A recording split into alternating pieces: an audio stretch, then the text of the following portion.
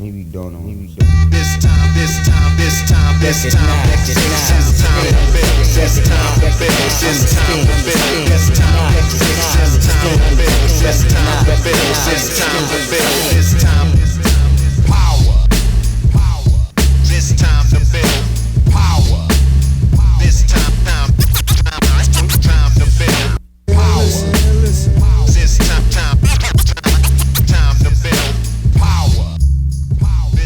What's up, everybody? I'm your host, Chris Hampton. Welcome to episode 113 of the Power Company Podcast, brought to you by PowerCompanyClimbing.com. Today is the final part 5, in a series with guest host Dru Mack, where Nate, Drew, and I sit down and discuss the top 5 Redpoint Pitfalls. And just one more time, I want to give a big shout out to Dru Mack and a thank you for, number one, for sitting down and having this conversation with us. So much fun.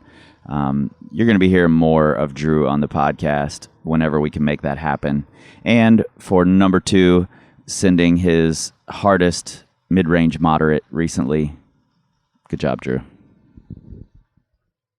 Yeah, well, I think you should have just done that a little sooner, because it leads us in really nicely to number 1, which is that a lot of people are projecting in the wrong range. Mm-hmm.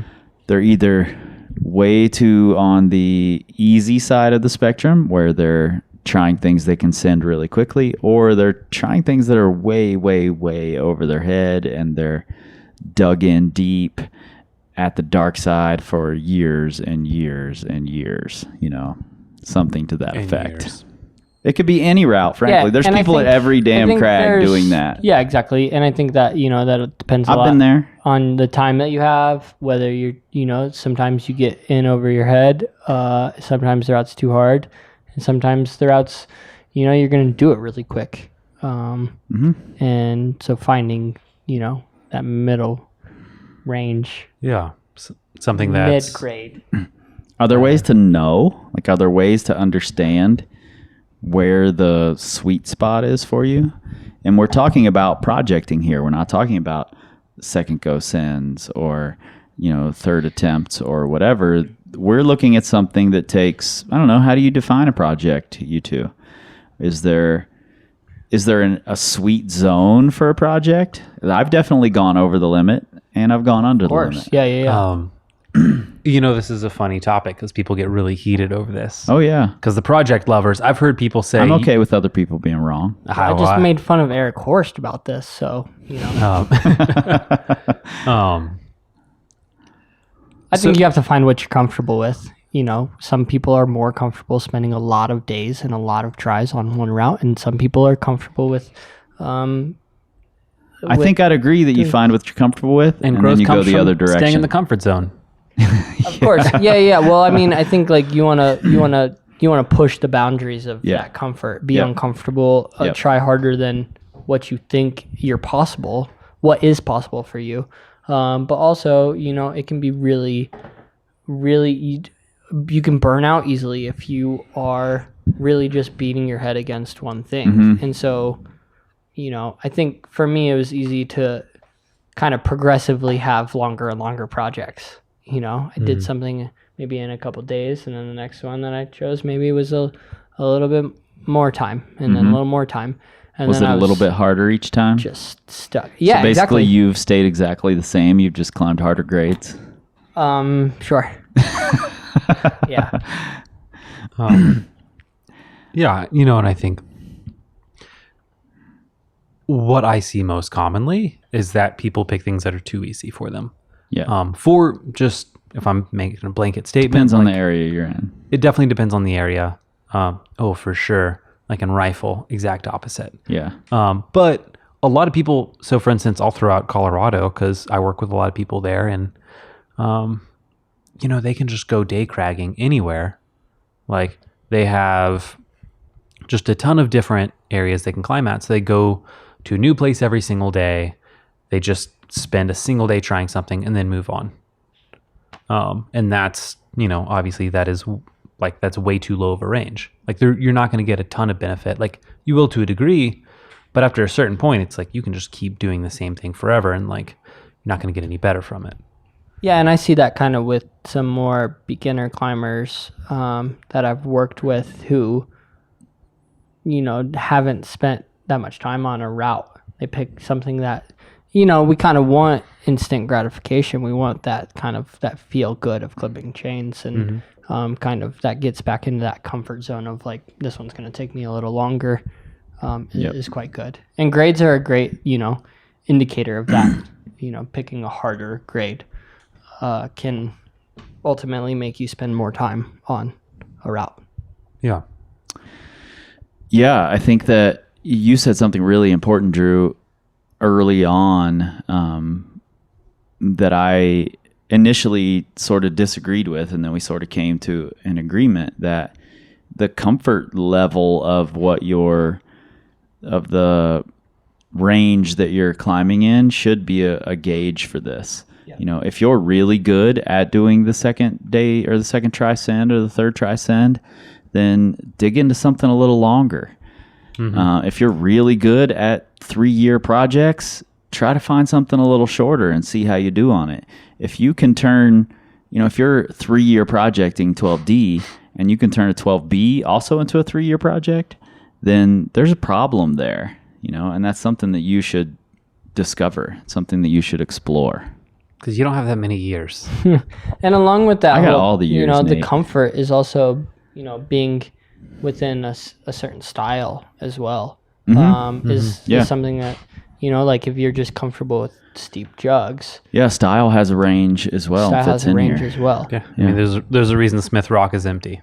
There's a reason I haven't been there. Yeah. Yeah, and it's, it's not necessarily because it's not good or not important, because I actually think it is important. I mean, it was, to reference back to your podcast that we did earlier, Drew, that was on your list that J-Star gave you. I do think it's important to learn those styles. It's just not the popular thing. It's not easy to climb there. Yeah, and that kind of comes into where, my list of other like 510s, 511s, 512s, and 513s that we did, of important routes to do in the red. And those aren't just routes that everybody's done and they're the most classic, but they may be the ones that help you improve as a rock climber the most. Yeah, yeah. Yeah, that's important. Like, I mean, I think, and that's when we talk about range, like it's worth going beyond just, okay, I've climbed 14A, I need to find a 14B or something like that. It's like, man, there are 13Bs that are still really hard. Like, it's like, okay, this is like a one move climb on monos. Like, that's going to be very difficult, even though like this, as far as numerically, is not like something that's very challenging for me. Like, it's something that I still need to do. So that's I thought she was about to pass out those vines to everybody, but really she just has a handful of 8 of them she's going to eat by herself. She gave 2 to Johnny and 1 to Drew, and then walked away with the rest. That did happen. Cold. Yeah, I think a lot of times it's important to gain other perspectives, and that can also be within, maybe switching the discipline even of your project. That can like teach you something else, whether it's doing more boulders or maybe trying a trad climb or slabs and beatable. Slabs. No. Yeah. No. Never again. So, Chris, you talked on a good point. Like, how do you find a good range? I think that's really important to know. I think that you have to check your own comfort level. I think that's really what it comes down to. If you're like, this is my jam, then you need to move out of that range. Just a little bit. I wouldn't take it too far. If you're only comfortable in the 3 or 4 attempt zone, I wouldn't immediately jump into a 2-year project. Woof. And this is something I see in the gym a lot, is people who just go and do the same kind of style and the same kind of grade all the time. Yep. And it's so easy to get out of that mode in the gym because there's so much to do. Yeah. Of all grade ranges and styles. It's, if you're uncomfortable with steep caves, don't just spend the whole day in a steep cave. Maybe just try once. And then the next time try twice. Yeah. And you can build with changing your perspective. It doesn't have to be something that happens all at once. Yeah, totally. And I think you have to take that to the outdoors just the same. Of course. And across all of those lines, these parameters, it has to be done that way with grade. It has to be done that way with style. It has to be done that way with discipline.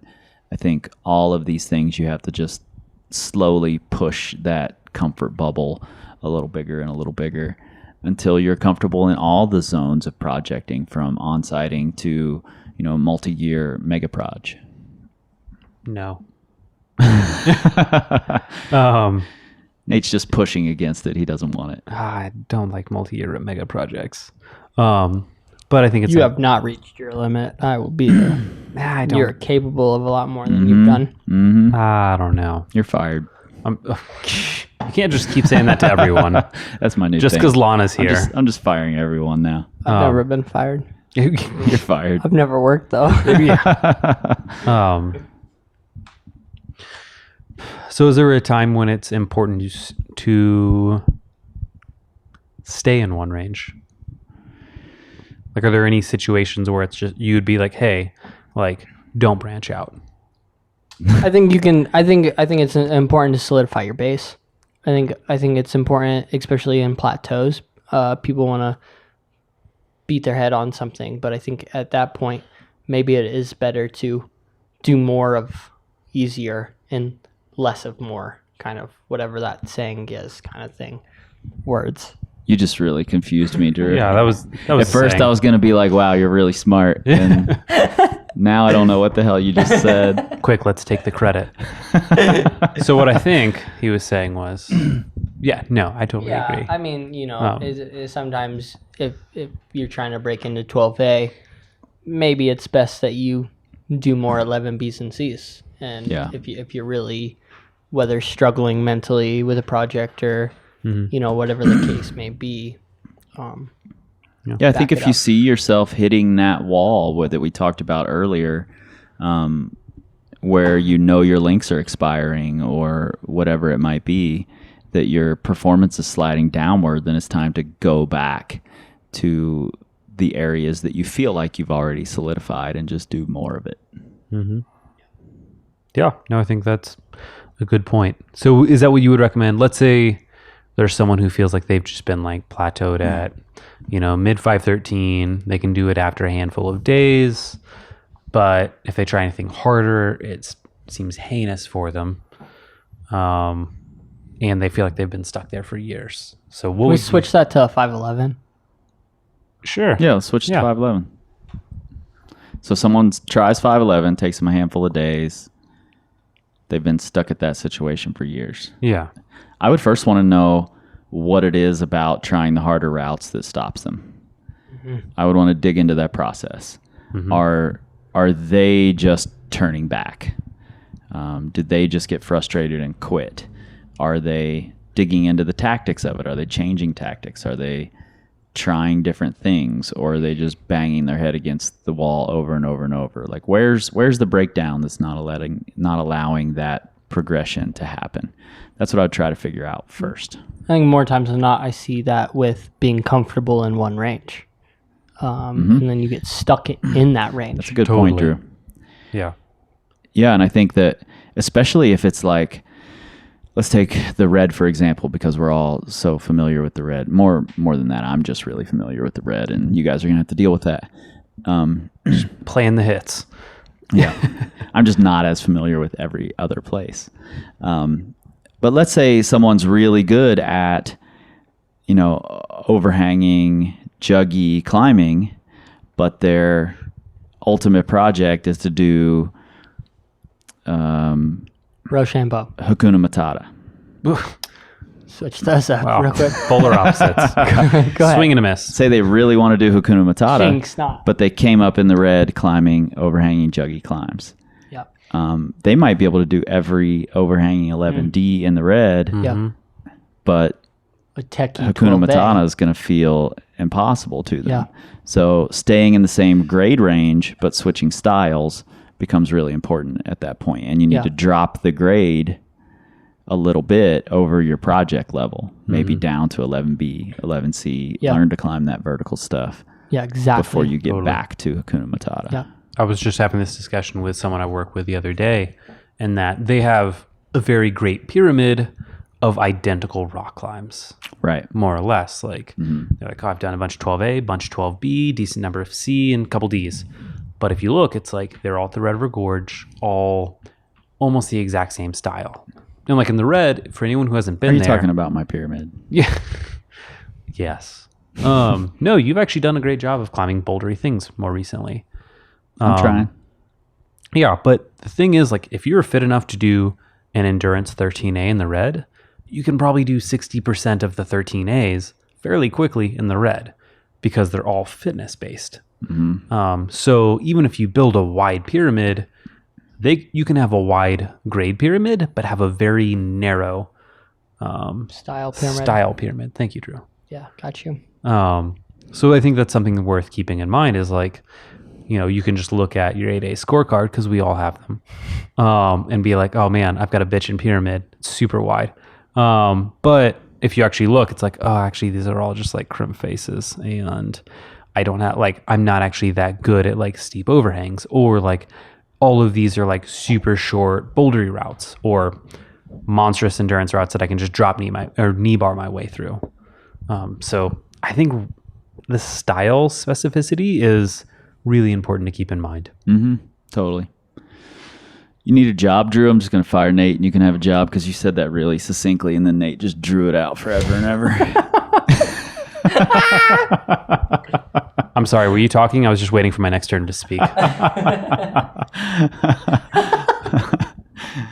right. I think that's a good place to a place as any. Wow, that was really hard to say.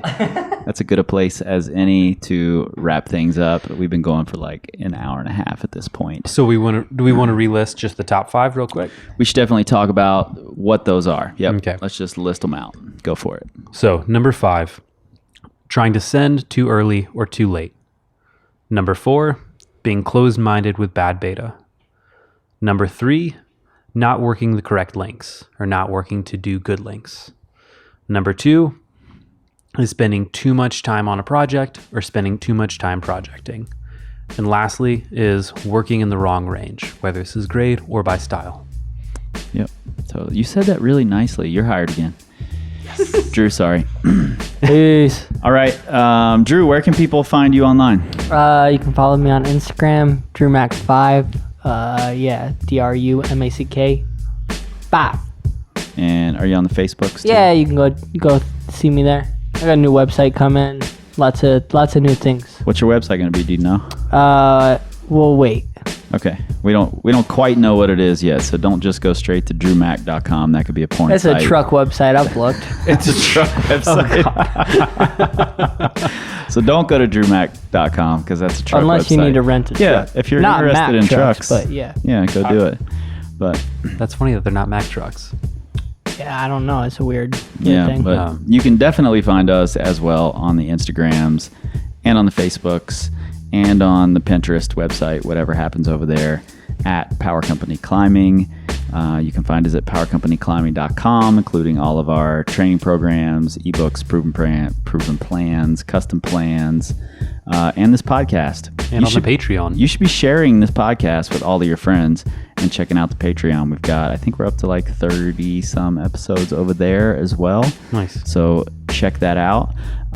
You can shout about us all day long on the Twitter if you would like to, but you will not find us on the Twitters because we don't tweet. We scream like eagles. This time